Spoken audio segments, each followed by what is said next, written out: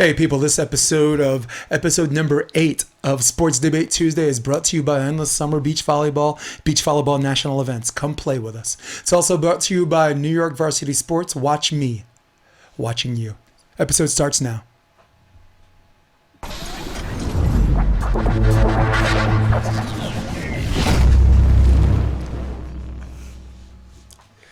You know, usually I'm in a singing mood, but it's been kind of a somber few days, you know, so I don't think I'm going to sing about this, but we do give the people what they want, so I'll just say it instead of sing it, okay? I'm not trying to be a Debbie Downer here. I'm trying to keep it neutral, keep everybody up. This is a good distraction, and this is why Rob McLean is here, my brother from another mother. Rob, keep it McLean. And also, guess who's back? Back again. Guess who's back? Guess who's back? Guess who's back? It's Miranda Gagne. Oh, plug in our other sponsor. This is sponsored by, say it with me, Purell. Did you hear her voice? Clean your hands. Purell. Don't touch me. Yeah. Wash your ass. Hashtag don't touch me. Wash your ass. All right, so we got a special guest at the end of the episode, Chris Chips. I'm going to call in, and he's going to talk about how it relates to sports and how it relates to Washington. Washington right now, as far as the United States, is the one it's hitting the worst. So I wanted to have him on the phone, and we actually talked for an hour. Half the stuff off the record I don't even want to talk about. It's worth its own episode, you know, because we got into politics and we got into world health and wellness, which is more related to the option instead of this. So Miranda, what's the first question? All right. Amid the coronavirus, the NBA was looking to finish the season mid to late June. Rob, should the NBA finish the season, go to the playoffs, or suspend the season? Now I understand what they mean about being connected to Space Jam.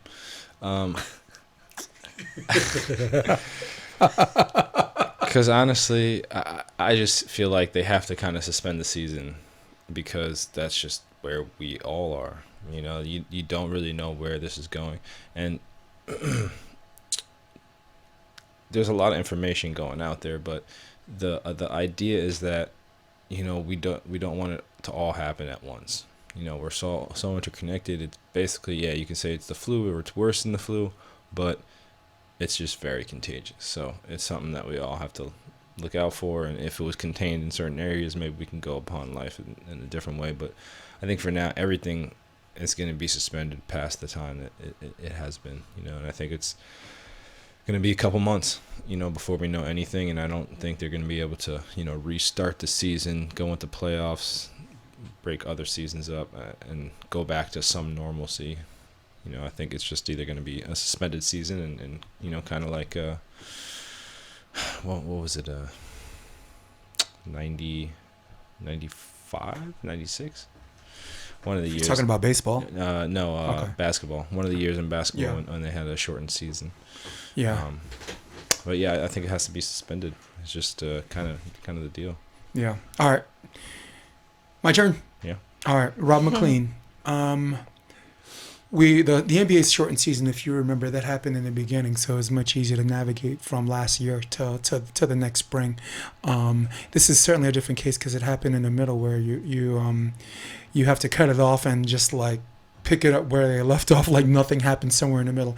And I think they should, because there's no harm in actually scheduling a date on when they can start again. And if this virus continues, this spread, it continues to remain the same, they can also just postpone it again.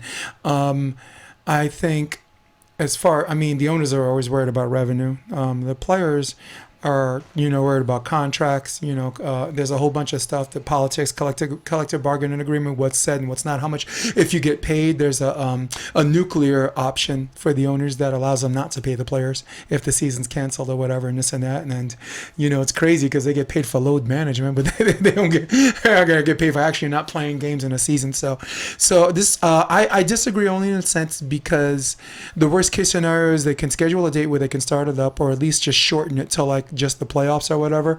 And then if you smell a rat or if you smell a virus, then you just cancel it. You cancel it indefinitely. I think it's there's still a lot of information out there, and it's too soon to know how bad this is. But from what we've gathered every day, the more we gather every day, the worse it's becoming. So am I prepared to debate you for 5 minutes, 10 minutes straight on the why and this and that?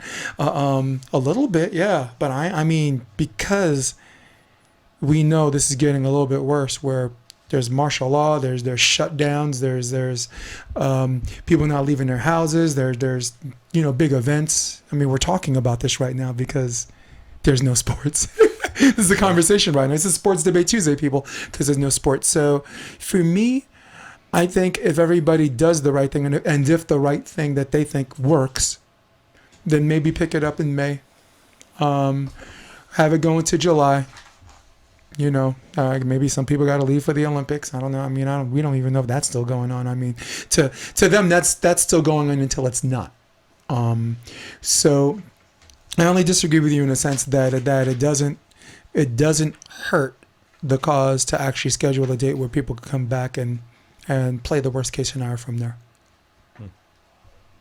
Any thoughts, Miranda? No.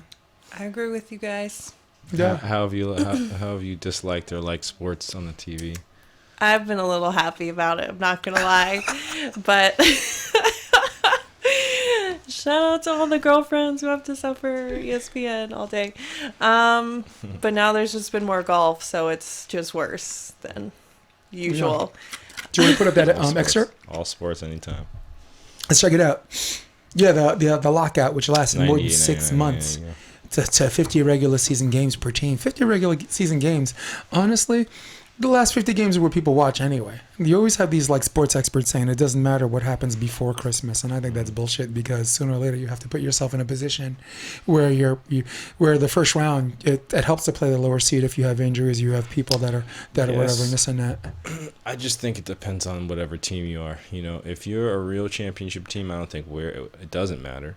Mm-hmm. You get into the playoffs, and then you make that your season, because it's really 2 seasons. You getting through, you're maintaining the first season, and the second season you're trying to peak. Right. So I just, NBA is a little different, where, it's just difficult because there's it's like a truncated season, it's small, but it's a lot about maintenance, and then it's about peak, and then, best players and all that stuff. So no doubt, love basketball. No doubt, love, especially the last few years. Like the NBA has, I don't know why it's become so nostalgic the last few years, and my interest is generated. It's probably because if you're a Knicks fan, and they've gotten so bad that you just, if you want to watch basketball, you got to watch the other teams. Then you watch the other teams, and they're good. Maybe there's a bias perspective that comes into it, or not. Cool, man. Hey, let's move it along. We got it. I like it. All right. Longtime college and professional coach Rick Pitino lands in Iona to head up their basketball program. With the pay-for-play scandal and allegations against him, Jason, is this a risky hire? No more or less riskier than if they hired anybody else. If the worst case scenario comes where there's all this shady stuff that came, whether he knew about it or not. Listen, I'll say from the beginning, whether you know about it or not, if you're the head coach, and you got to fall on that sword. It's not fair to the head coach, but that comes with a position where you're getting paid hundreds of thousands of dollars, if not millions. If it happens under your watch, you fall on that sword. Any kid has a problem with you playing glorified babysitter on where you should go to bed, what time you wake up, they can go kick rocks. You know why? Because they can always point the finger at the coach, and the coach falls on that sword. So I never saw a kid that was worth $1.2 million. I mean, I'm a $1.2 million babysitting mofo. Okay. Now, so with that being said, everybody's like, well, there are other qualified coaches. Oh, why? Of all the people, all the candidates, why? There's so many bright minds out there. Why him? Listen, there are many bright minds there, right? But when it comes down to championships, when it comes down to consistent Final Four appearances, it's maybe 4. We're talking 4 guys, all right? And Patino's one of them. I'm gonna go to and the floor is yours in a minute, but I want to give you his rundown. Some highlights: Boston University, first NCAA appearance in 24 years. Crazy. Providence University led to teams to the Final Four. By the way, the point guard for that team was Billy Donovan, who's now the head coach of the Oklahoma City Thunder. Mm-hmm. Kentucky, first NCAA title in quite a while. That was 1996. Got him to the Final Four and 2 Elite Eights. Goes to Louisville, same state, big no. Wins the chip there in 2013. Two Final Fours, 2 Elite Eights. The Knicks, got him to their first division title in 24 years. As a Knicks fan, that's where I first met the guy. I didn't know the guy from college. I only met him because he coached the Knicks. And then he coached the Nets for some small stint and then decided that it's a player-run league and he'd probably rather stay in college where if you fall on the sword, it's at least you're responsible. At least you're the one responsible, right? In the NBA, the players are in charge, but if the players lose, the coach is responsible. So most coaches, if they could just make money, they'll stay in college. So, That's true. Okay, he was under investigation for pay for play. Now, pay for play is different than what the policy is now. Pay for play is basically sponsors were giving people money to go to the school and have future endorsements waiting in the wings. I don't think he knew about it, but again, he fell on a sword. He had to go to the principal's office. He went to Greece. Won a championship there, of course, in the Euro League, and now he's back. I thought he spent his time in the principal's office. Maybe came back a year or two too soon, but I'm glad. And is it a risk? The answer is yes. So, was it a risky hire? No, because Iona could always use help like that. He's a top talented coach. And that's not the thing. Is he a talented coach? Absolutely. And you see that from his track record. Everywhere he goes, he does great things, and he makes great teams. That's the one thing for me is I don't really see great players from him. Right. It's all about buying into the system, being about what his system is about, and it's very run up and down. Play defense, play the zone defense, play the full court defense, like basically fast break, hustle, yeah. All about hustle. So, and there's nothing against that, but I just have never really been a fan of his teams. But they've done great, a lot of talent in this area, and that's what Iona can take, no matter what the risk is, that they can bring big level people to their school again and be able to break into that, Elite 8 or top Sweet 16 or get into the tournament consistently. So yeah, and it's important for New York basketball, right? When you think of New York basketball college, you don't think of Iona. Iona's been average at best a lot of the years in a weaker conference. Yeah, I mean, they've been in the tournament. That's the big deal. It's like they've been there, they've been around, like they've been in the game to get in. Right. They've been. I don't know what conference they're in. It might be the Atlantic or whatever. State. If the conference is an automatic bid, yeah, I think they're the best of that lot. That's what I mean. So they've been pretty average last 3 years. The last 3 years they were a total of 49 and 47. Right, but you take a team that has a great coach, and even if they do or don't have a great team, like a Shaka Smart from VCU a couple years ago, Ooh. And Yep. he just kept taking them in, take Yeah. a couple upsets, and that's all it really takes. Like so few teams can win that tournament. You have to be on such a run. You have to be such a team. It's very difficult to win the March Madness. So just to take a couple games out of the first round, second round, third round, that's almost a pinnacle for most of those kids. So. Yeah, but for him, have you noticed that everywhere he goes, at some point, you're in the Final Four or you're winning? Right. Hundreds of teams, hundreds of Division I programs. I've never heard of Iona even sniffing the second or third round. Well, big coaches attract big talent. And that's like you were saying again. It's not a players-driven league. It's a coaches-driven league. Right. Where they're gonna bring the talent. They're gonna tell you what we have, what we're gonna do, and they're gonna make it happen. So. Yeah, man. Different games. So definitely risky. Definitely risky. But worth it. Maybe not. Well, yes, now because the NCAA is pretty much broken. They don't have any jurisdiction now on pay for play. It's pay for play is what it is now. Yeah. Well, pay for play is different now in the sense of course that it is, but they're only profiting from their likeness. That's not mean. Back then, pay for play was a different definition. Totally. It was literally, here's some money, right. Come play for me. But but why? And is the reason, and that's why we changed the words and all that, but basically they just gave up. Because they can't really win. But you can call it your likeness, but okay, well, I'm going to give you this much money for your likeness, and then you should be able to go to this school. But isn't your likeness at least splitting the difference? What do you mean? Because, let's say they don't profit from their likeness. Let's say you don't pay them to play. Let's just say it's this strict rule. And you want these young people to be entrepreneurs. You want them to be young leaders or whatever. And by the time they get out of school, they have no experience. And I think profiting off of their likeness is at least a situation where it's not everyone gets paid except for them. You know what I'm saying? I get sponsors on the show. We get paid just talking about it right now. You know what I'm saying?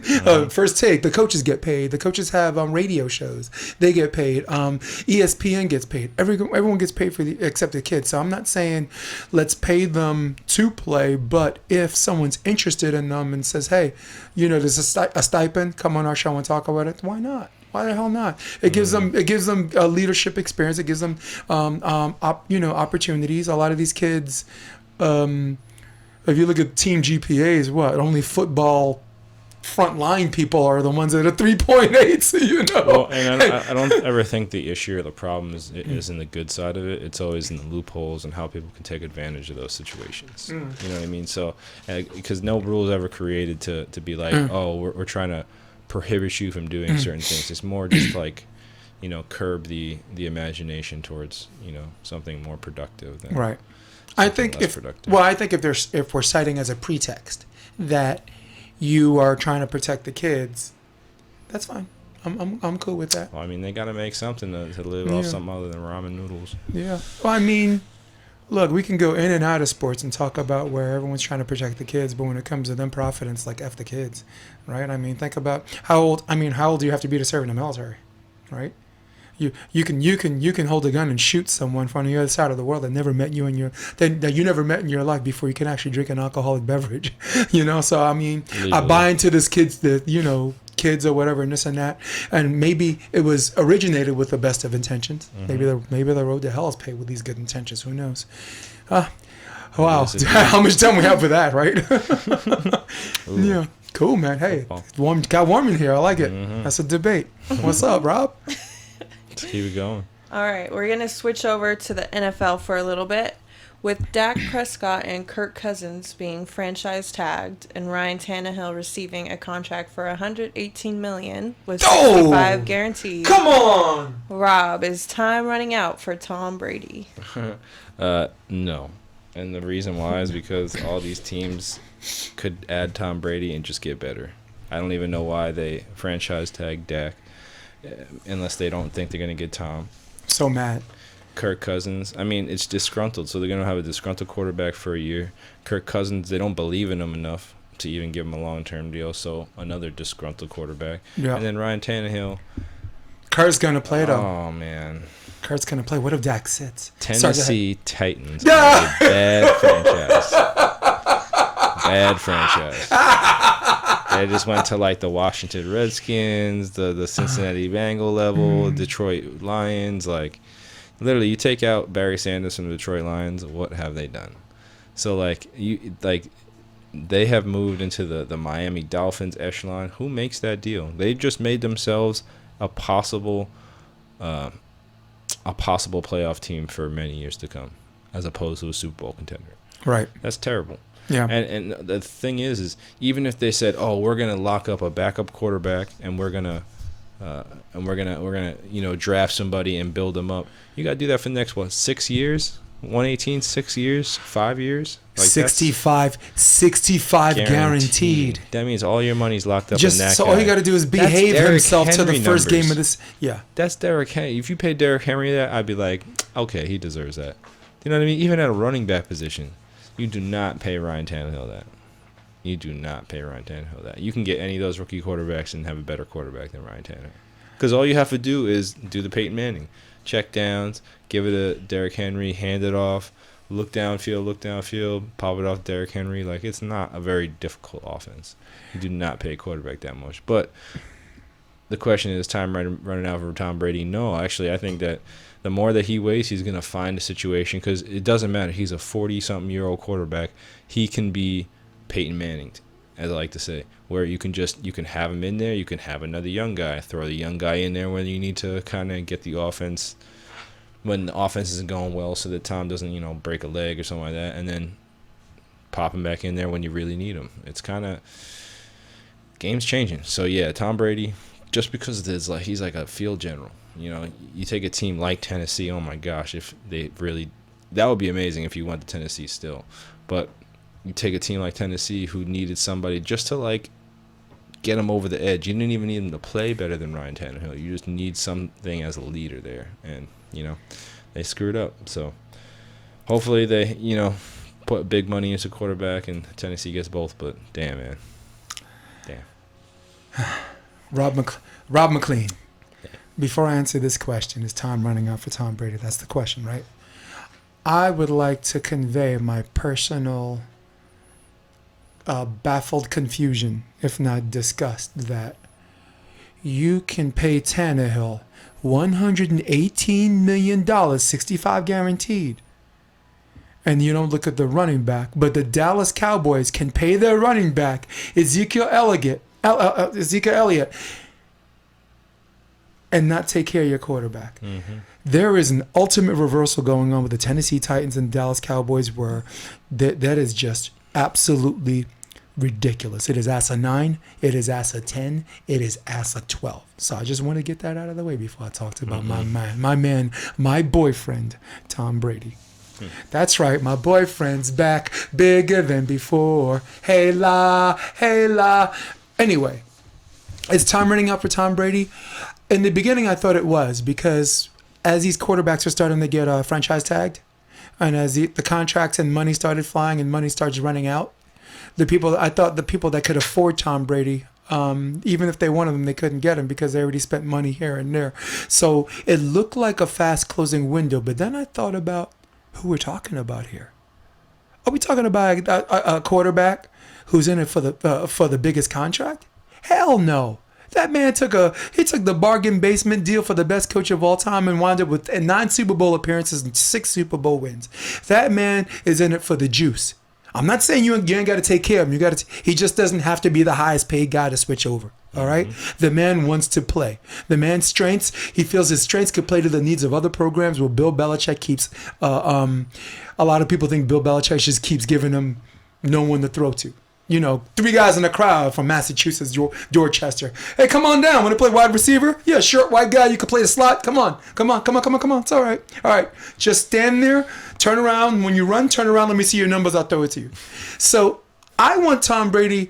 I wanted him to retire a Patriot, but because of what's going on and because they're sitting there talking about this I don't know nonsense to the man who brought prominence to New England and has solidified his legacy as the best quarterback to ever play the game, is going the Peyton Manning route. And now all of a sudden, Rob, I'm sitting here, I was ready to debate with you, to be like, talk about how crazy you were, and you're still crazy, but you're not wrong. You're not wrong.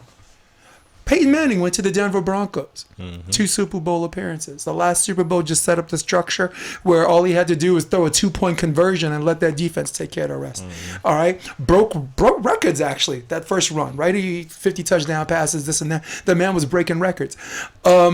You looked at Joe Montana when Joe Montana got hurt in the early 90s. Now I'm bringing people back. And Steve Young came in and they had to play the young and old game. Montana's like, all right, I'll go to the Kansas City Chiefs. Took the Kansas City Chiefs to the AFC Championship game. Couple of plays away, lost to the Buffalo Bills. Subsequent loses to the Dallas Cowboys. Their 4th Super Bowl loss, by the way. So I do see this repeat thing of an older guy with good experience who stayed healthy, who didn't take a lot of damage. And even if he did take damage, he took it like a man. His nutrition is on point. His star power is on point. And the Chargers, who I didn't think were a good idea, I think is now a good idea because unlike Rivers, he knows when to bring in people to protect as opposed to just, having 5 wide out or just, just doing that run and gun type thing where Rivers took a lot of shots. Brady knows how to call audibles. Any coach would give him the autonomy. So is time running out for Brady? Hell's to the no. I think he's got 2 more seasons in him. 2 good seasons. And any team that's ready to win now, how about the Jets? Forget that guy from USC. Bye. Go sit down, okay? We don't like no quarterback from USC anyway. The last quarterback that played for the Jets, that played for USC, ran into someone's butt and fumbled the ball on Thanksgiving Day, okay? Give me Tom Brady. Wouldn't be terrible. I would not be hating on that. Nice. So where we at? Some good idea, bad idea. Actually, we were gonna do some good idea, bad idea, but I wanted to reach out to my boy Chris Ships, who's in from Washington, was just talking about what we're about to talk about. What's the last line on this? Read the last line on the page for me, because it's my favorite line. And it was said by Max Holloway, and it was said by Max Kellerman. Anyone whose name was Max is making sense. What does it say? Virus. Treat it like you have it, and you don't want to spread it. Did everybody hear that? Miranda, well said. Man, your voice and diction is on point today. Rob McLean. The best way to treat this virus is to treat it as if you are infected and you want no one else to have it. Keep your distance. Isolate yourself. Social distance is not, well, try this thing. Social distance, in this instance, is a real thing that will help prevent this virus from spreading. So Rob is in my house, but we ain't touching each other. We barely even fist bump. Miranda, I usually give this girl a hug. We ain't hugging. No, in this case, it's, listen, I always say more hugs, less drugs. Today is more drugs, less hugs. That's the truth. Okay, so it's one of those things where I got my guy, Chris Ships, and I just wanted him to talk about it a little bit. And I think I got him. Asking if I'm calling you. What's up, Chris Ships? Can you hear me? Yep. All right, cool. Hey. Yeah, I can hear. How's he on the sound? Good. Everything's good. All right. Hey, Chris, you were Awesome. the reason why I'm calling is you put up something on social network and where you talked about a friend that almost died, and Yes. and they use an experimental drug to actually Yes. help save his life, and I came from a caring place. I didn't know the guy, but I care about you and I care about you, your family and friends. Thank but you. the reason why it hit me was because of what you said after that, and I want you to Yeah. share that message with everybody else. Well, let me just so everybody knows, that it's a fraternity brother, a good friend of mine. He's not a smoker, incredible guy. I think he got it while on vacation. I'm not sure. I don't want to be, putting out any false information, but he has been sick with it over 20 days in the hospital. Yes, they gave him an experimental drug that was used for Ebola. What he said was he's lucky to have gotten the drug. It was flown in from California. He was lucky to get it because he was one of the first people that contracted this in the United States. They didn't offer him the drug actually until after he was on his deathbed. He said he was close to death, and they said, there's an experimental drug. Would you like to try it? And he's like, are you freaking kidding me? I'm about to die. I'll let you try anything. What's it gonna do? Kill me? What am I going to do? Die faster or die? Anyway.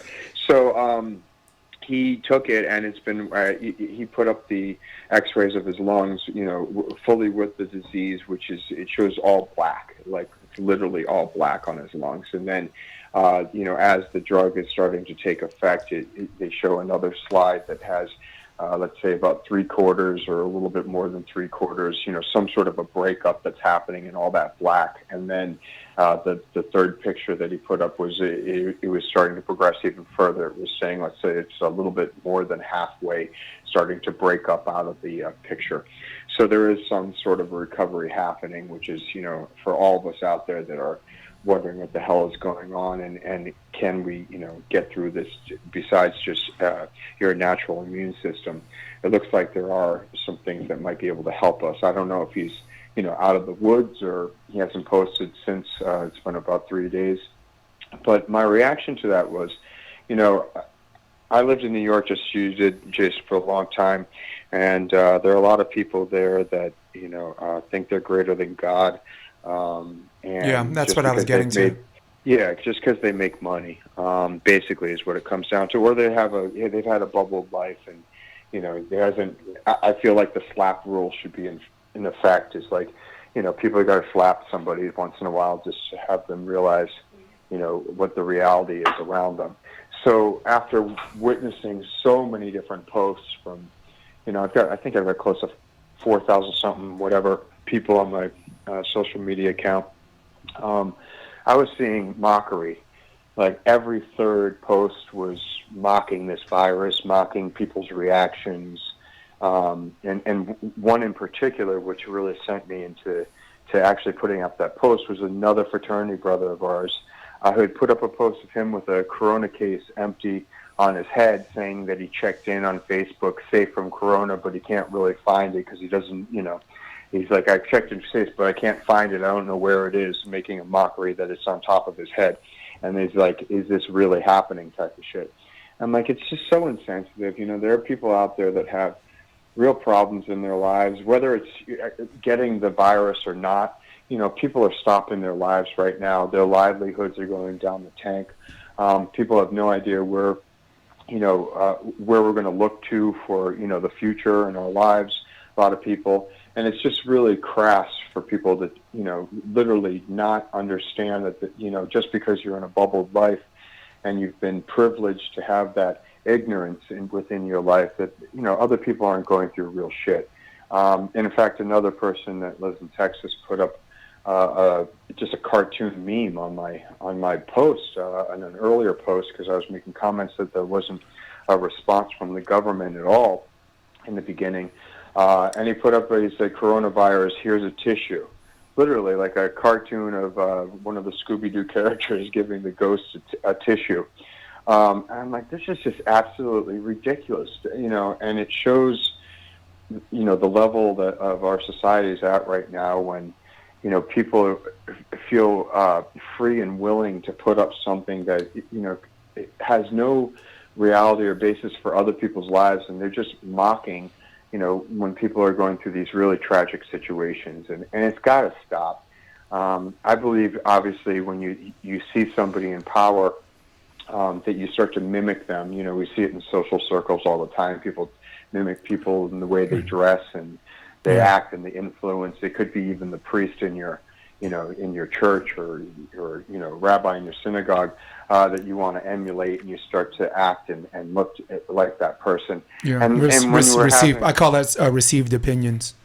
Yeah, exactly. It's and when you're trying to emulate somebody within your social circles or whoever it is, or when you see this in from people and they're mocking, it shows you that people have already prescribed to some sort of a feeling in their lives, and it's wrong.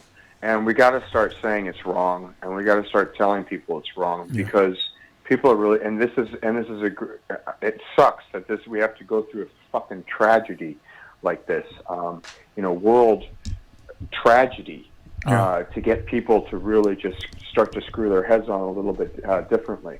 Yeah. And that's why I put it on the post, because I'm just sick of seeing this over and over and over again. Yeah. We got to start saying something. We can't just keep on, sitting on our hands. And just letting the comments go. Yeah. So Chris Ships, for everyone watching, Chris Ships is long-time beach volleyball player. Actually played in the AVP in Manhattan Beach last year. Played with Bobby Jones. Pretty good win. And you have a dispensary in Washington. No, Oregon. I'm in Oregon. Oh, you're in Oregon. I have a recreational marijuana dispensary in Oregon. Yeah, which I call, between that and Washington, I call de facto ground zero as far as like the coronavirus hitting the United States. So you look at the number of cases, you look at the number of intense cases, and not to mention the deaths that resulted in these cases. Right now, it's very, very northwest heavy. Do you agree with that? Completely, and it's actually my jaw's on the ground, kind of hanging. We've done such a limited response in our state when we're so close to Washington. I mean, at the dispensary I was working the other day, because actually a few of my staff are sick.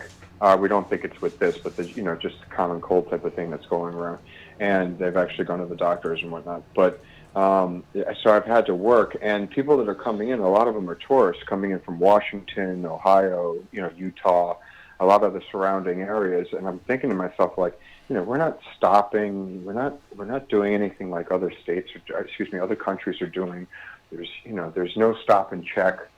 There's nothing, and we're kind of ground zero, because if you can get in a car and drive anywhere between 4 and 6 hours, you're in Oregon. Mm-hmm. So I believe that we're really very close to it, and I wish there was more checks and balances that were going on right now. I believe if we did do something like that, like they're doing in Italy, my wife's sister has been living in Italy for a couple of years, and she's she's dealing with it normally. She's not going crazy, and all the people in Italy that are dealing with the situation are kind of dealing with it rather than freaking out, not knowing what to do just because they've been shown a response. You know, we've quarantined this area. She's in Milan. So they're like, listen, we quarantined this other area. It's about an hour and a half drive from Milan. Don't go there. So they kept on doing their lives. And then they said, okay, listen, it's coming closer. Curfews. Okay, curfews. We get it. No problem. Step by step by step. Where we're kind of like, yeah, it's 5, 4, 3, 2, 1. It's going to be gone. Here comes hallelujah. Oh, it's back again. It's 10 times worse than this. I said before. It's going to be the end of the summer. It's next year. It's 2 months from now. It's on next Wednesday. No one has any idea what the hell to think or do, and the information is so confusing that it's, you know, being trickled down. So that's what kind of made me put up the response, and it's just like, listen, this is real. Yeah. We're all dealing with it. Stop being insensitive, and you know, stop being an idiot. Yep. Let's hope we all can get through this together as human beings, and you know, best of love and wish to everybody that's dealing with this in any way, because everybody is getting, you know, crushed. It could be a kid from school or your job or whatever. Everybody's like, you know, have these big question marks on their lives. So. Yeah. Chris. So, Chris, I got Rob McLean with me. Rob, do you have anything? Rob? You got a question? How you doing, man?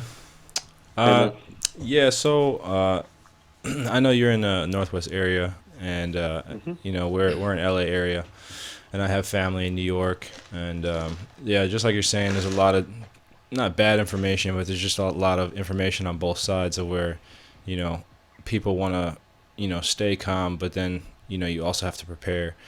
I know our grocery stores are all the shelves are pretty empty over here, and I'm not sure. It's the same up there.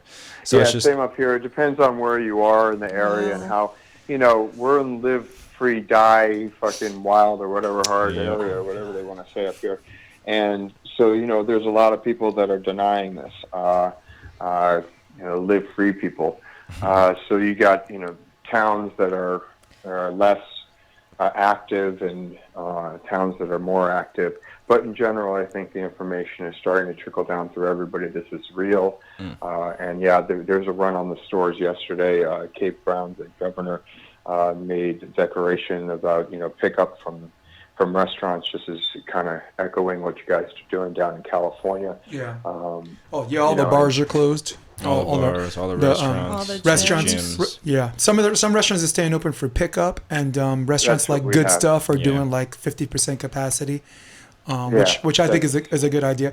Rob, before you ask your next question, I think it is you have less of a chance of contracting a virus from a restaurant that's half full than you do having 100 people stand with each other like a zombie apocalypse at Vaughn's at a supermarket. Yeah. You have a better chance of, you know, cash changing hands, the register, and all these people putting grabbing stuff off the shelf, putting it back. I mean, I don't know. Give me a McDonald's drive-through with 3 employees that have been tested. It's true. Yeah, I don't even know what we're going to do. We're thinking at the dispensary to, you know, because we have windows there for service, like bulletproof windows and stuff. So with little teller slots underneath. So if we get to that, we'll do some window service. They haven't stopped it for us for food and beverage. We're wearing the masks and the gloves and sanitizing constantly at the location. But, you know, this is a virus. It's extremely hard. Chris, what's your function at CBD again? I have Cali Bear CBD. I'm owner of Cali Bear CBD. Oh, that's right. You're founder. And I also have hemp farms here in the United States, all over the United States. I consult and whatnot. Boy, do I have some friends for you. Yeah, and I have a new store that's about to open up, and it will open up as a CBD store first, and then it will convert into a dispensary once the licensing is activated. Excuse me. So yeah, head into all that hard. Hopefully this next season, you know, a lot of the farmers, that's another point that no one's talking about. What are we going to do for our, you know, supply chain? A lot of my nutrient supplier companies, they're like, are you guys going to grow this year? Are you going to grow your crop, your hemp crop? You know, what are farms doing? I just talked to a friend who's an engineer on a farm out here, massive farm. I said, what's going on? He's like, we don't even know. We're showing up to work. We could be working from home. I said, how's the farm side of things? He's like, well, they're still working, but, people have fears and they don't know what's going on. And I said, well, what about production? He said, well, we'll still be able to do some production. As a lot of it's, with machine driven.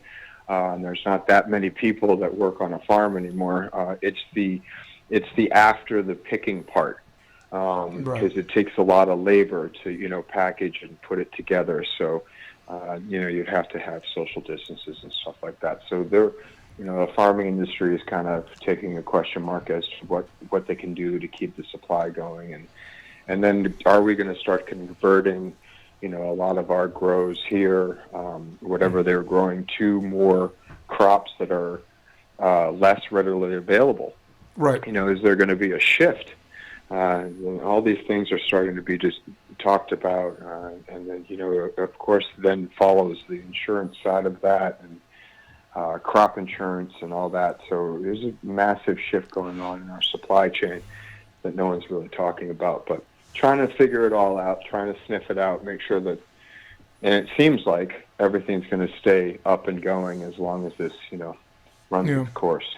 Hey, so before you go, I'm going to go around the table like all four of us, because we've done a lot of research from all the way from Joe Rogan's podcast to you actually talking to infectious disease MDs yourself. And I want everyone on the table to give everyone listening just one piece of advice, the best way to avoid contractionitis. And I'll start with me. I'll start with myself. If you're in a position where you can work from home, we have the luxury of working from home. Okay, my significant other works in finance. Guess what? That's the Capital Group. They're spending a month. They're probably only going to go to work twice. Miranda, go ahead. I would say for the people who have to be out in public, or me myself, I'm around kids all the time. So just take the most precautionary measures you can. I keep wipes and hand sanitizer with me at all times regularly, so this isn't really affecting my daily habits that much. I would say more just keep people in check around you if you have young ones in your life that you're taking care of, especially now because everyone's sent home. Just reinforce positive habits to the kids because they're the ones who are carrying it correctly, right? They're carrying it, and old people and kids are the most susceptible. Yeah, they carry, but they don't have symptoms as much. Rob McLean? Just wash your hands, when you get back to the house, so you keep your house like a more healthy place, and wash as much as you can, and that's really the distance. It's just if you're sick, stay in house, quarantine yourself. Yeah, everybody within that house quarantine themselves. Absolutely cool. Chris Ships? Social distance. Does anybody know what fucking 6 feet is? Because we should be keeping each other 6 feet away we freaking bury people that way. I don't get it, because I'm walking down the street and people are looking up. I'm like, hello, 6 feet, can't you see it? 6 feet will help. You don't want any sort of vapor coming out of you or anybody else that's going to then attach to you, and then you carry it someplace or into yourself or whatever. So 6 feet would be probably the best thing that you can do besides, being clean in any which way. Yeah, definitely. All right. Well, Chris, thank you so much. I look forward to having you on my podcast, the Option Podcast. Sounds great. When you come into California, we have to make this happen because what we talked about off the record is just really interesting stuff. It's podcast radio, okay? I completely agree. Thank you very much for the opportunity. You guys all be safe. And everybody out there that's listening, please be safe. Much love to everybody. Thanks, Jason. All right. Perfect. Love, kid. Bye. Thanks. Bye. All right, guys, that was Chris Ships. Thanks for calling in. Pretty cool guy. I know you didn't get a chance to talk to him, but next time he comes through to California, Rob, you'll love him. He's just great minds think alike. And frankly speaking, I'm surprised that you guys haven't talked much sooner. I think as far as business relationships and just how people think, And he also sponsored Ricardo or whatever and this and that. And I'm like, maybe you should sponsor someone that actually uses your product. Like Joe Rogan, right? Dollar Shave is a sponsor. Guess what? He uses it to shave. He does. Squarespace, right? Like, I like having sponsors that if I'm going to promote them, it's someone that not only do I believe in, but if I have an opportunity, I use myself. So let's wrap up with with good idea, bad idea. We usually have true or false, but this section is going to be called good idea or bad idea, and Rob and I are going to give ourselves a minute to respond. So go ahead, Miranda. All right. Good idea, bad idea. Colts interested in Phillip Rivers.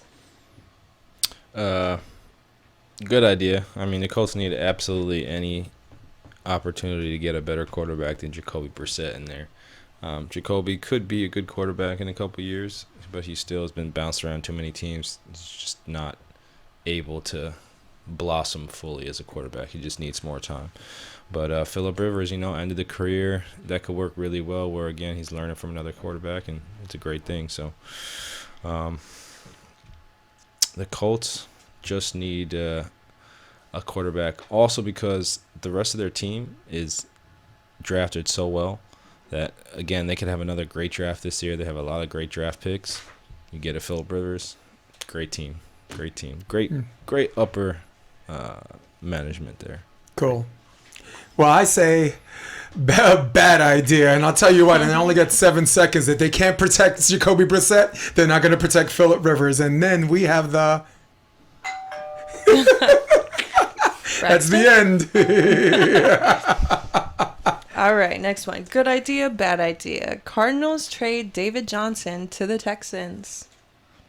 All right, I think it's a good idea because I think David Johnson was one of the premier running backs, and it came into the league with so much promise. And anyone that's played fantasy football, he's always in the top 4, and whoever got him is always drafted a lemon. All right, they don't protect him well enough. They stack 8 in the box because they're daring the quarterback to throw. Arizona's always had good quarterbacks with their with the guy from Oklahoma being the best guy they had, Murray. Yeah. So it's one of those things where at least the Texans provide some protection, and they got protection schemes. They have very good head coach, and I think he'll flourish under the Texans.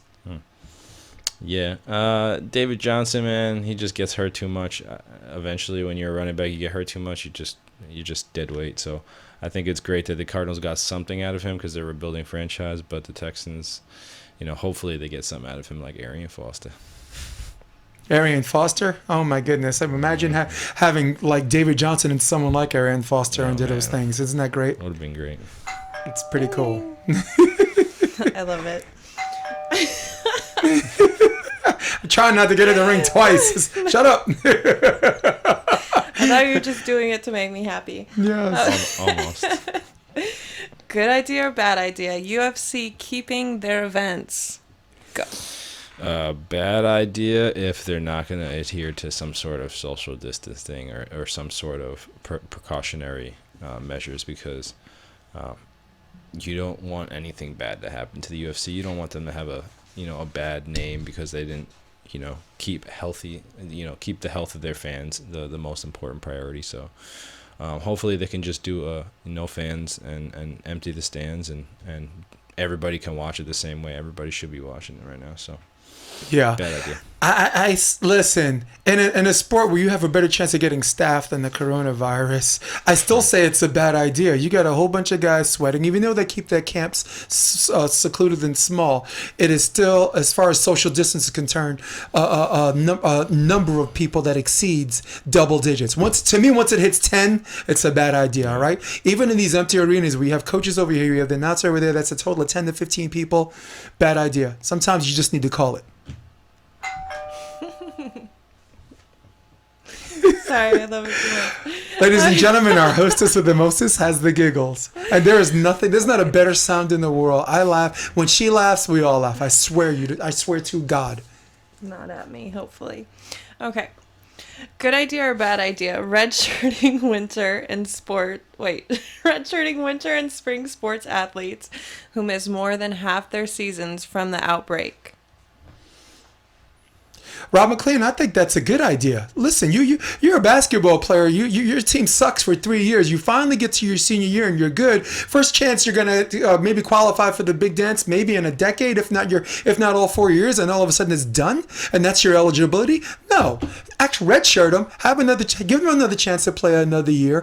The NCAA will love it because they get to profit off you one more year, and everybody's happy. And for the spring sports, volleyball, they didn't even get started. Red shirt, straight up.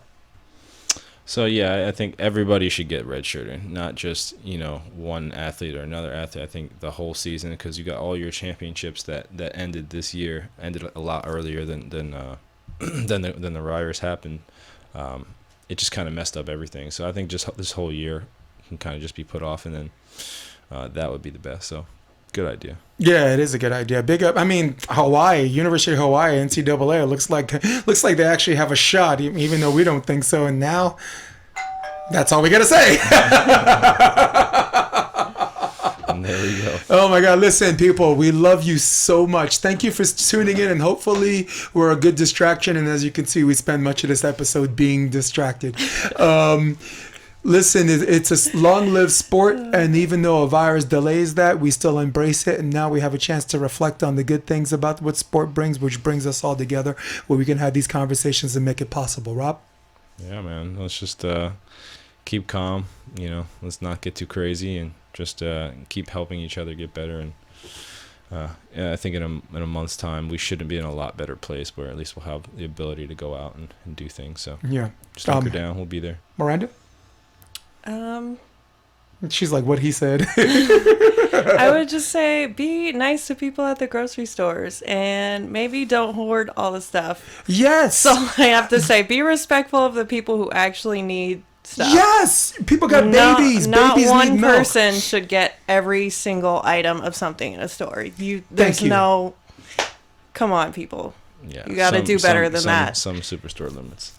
Get with it. And listen, since I got the camera here, listen, can you please, when you buy stuff, if you know something's a perishable item, if you know your freezer's full, don't buy it. Buy it for someone else where you know it's going to spoil in your refrigerator, where someone could actually use it, okay? Non-perishable items, you're stocking up like a nuclear missile's coming. That's ridiculous. Let shopping take its own course. If you go shopping and you go by the regular deliveries, everything is fine, okay? We're not going to run out of anything. No, it's insane. I mean, it's pretty ridiculous. I mean, look, for people like me who I have a family, I'm already good I was good for a month before that. And for the people who are looking for items like milk that run out, go to the local bodegas, okay? I live in Hermosa Beach, and there's the we don't say bodega here. They don't know what that there's means. the grocery store, a little mini grocery store by the hotel. Got whole milk there. In fact, there was more than enough. So you go to a supermarket that's supposed to have like milk en masse. This place has it. Place had toilet paper. Of course, everybody's out of Purell, like it's supposed to be the cure for everything.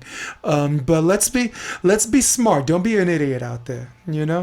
How's that sound? Yeah. Shout out to Trader Joe's for putting limits on how many things people can buy. Absolutely. That's all I gotta say. Absolutely. It's insane. I'm not. I mean. Yep. Hey, that's a great way to finish. For all of you at home, hey, from Miranda, my hostess with the mostest, welcome back. We miss you and we love you. And for the great Rob, keep it McLean. I am Jason DeBias. And for all of you, be safe. Love you. See you next time. Come check out the Option Podcast on OptionVB.com. It's also available on iTunes and Spotify, and on YouTube under the NY Varsity Sports handle. You're going to love what you hear.